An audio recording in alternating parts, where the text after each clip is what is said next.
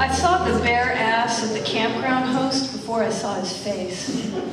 He was leaning into his van and he whipped out this little sarong and tied it quickly around his waist. And he stood next to the sign that said, "No public nudity," spread his arms wide and said, "Welcome to my utopia."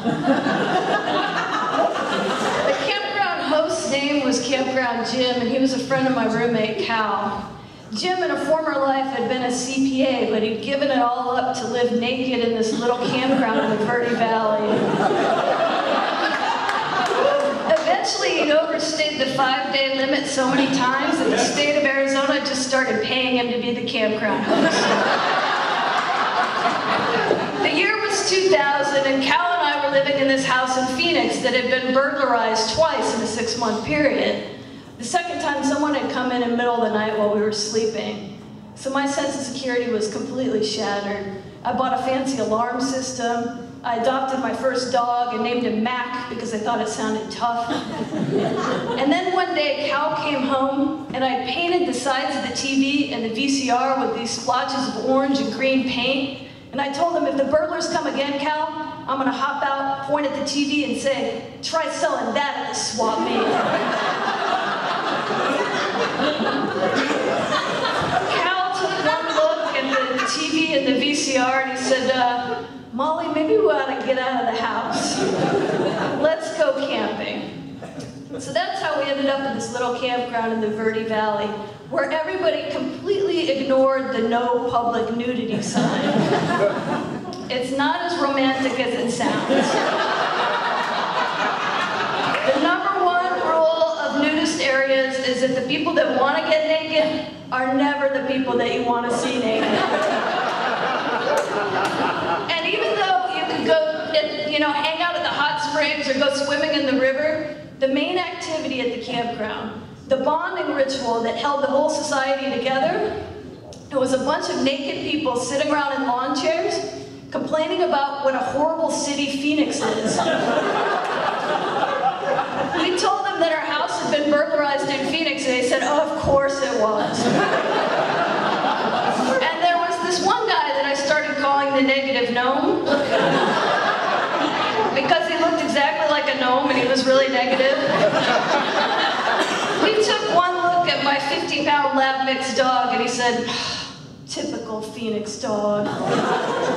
He said, "He's really skittish, but a weekend out here in the woods will fix him right up." And my dog was really skittish. That night, anybody passed by our tent and he started barking like crazy. I had to take him into the little one-man tent with me, and I told him, "Hey, Mac, this is a safe place, these people are good." He just was not having it. The next day, I started to think maybe Mac was the one that was right. I was hanging out under a canopy with a bunch of the hippies, and the only short-haired guy in the campground, he came trudging by with this heavy backpack and this heavy garbage bag. And when he finally got out of earshot, the negative gnome leaned into the circle, and he said, "I think that's the guy that stole my radio." And then the guy next to the negative gnome leaned in and said, "Yeah, I think he took some cash out of my tent." And then Campground Jim tried to calm everybody down. He said, "You know, it could have been anybody." And that's when I noticed that there was this whiteboard and these markers behind Campground Jim. And I said, "Yeah, you know, it could have been anybody. So let's put all the names of the suspects up on that whiteboard." All the hippies looked at me like I'd just taken a dump in the middle of the drum circle. Cal, he looked at me like I'd painted the TV again. Everything was real quiet for a moment. And then finally the negative gnome cleared his throat to speak. And he said, "Well, yeah, you know, the only place that is possibly remotely worse than Phoenix is Scottsdale." And then somebody said, "You know, they ought to call it Snotsdale." And somebody wrote Snotsdale up on the whiteboard. And I thought, well, fine, it's your crime wave, hippies. But then I started thinking, you know, I was never going to solve my own burglary in Phoenix, but this little nudist campground might be my one shot at justice. I started making my own suspect list. Earlier that day, I met this dirty little guy that kind of looked like Michael Douglas. I'd been telling him this heartfelt story about my breakup with my ex-girlfriend, and he'd interrupted me to say, "But more importantly, Molly, have you ever been made love to by a man?" And just for that level of schmarminess, I made him suspect number 1.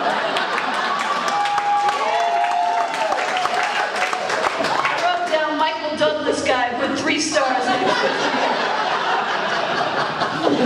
And then there was British Bridget, the tourist from England. She loved the Michael Douglas guy. She walked around holding hands with him, giggling at everything that he said, and she'd flown all the way across the ocean to hang out at this sleazy little campground in Arizona. And that was enough to make her suspect number 2. Suspect number 3 was the negative gnome. Suspect number 4 was this guy that shared a trailer with the Michael Douglas guy, and I like to call him Toothless Joe. And then there was the heavy bag guy. The next time that he came through the campground carrying his heavy bags, I followed him. When he got to his secret spot in the woods, he started pulling out these 10-pound bags of concrete. He'd been working for days to build like this 5-foot pool. It looked like, I don't know, like a koi pond or a hot tub. I had no idea what list to put this guy on at all. That evening, there was a break in the case. Campground Jim came back to camp. He held up a woman's purse. He said, "This is British Bridget's purse. It was found empty by the side of the road. We don't know who stole the money." I said, "I have some theories." I said, "I think the Michael Douglas guy was making sweet love to Bridget in a room with a trailer, and Toothless Joe grabbed the purse off the kitchen table. The 2 of them acted in concert." Campground Jim said he thought it was the heavy bag guy. I said, "The heavy bag guy? That guy's on the other side of the campground building his own theme park." Campground Jim looked deflated. He said, "You know, everybody's been down on this place since St. Patrick's Day.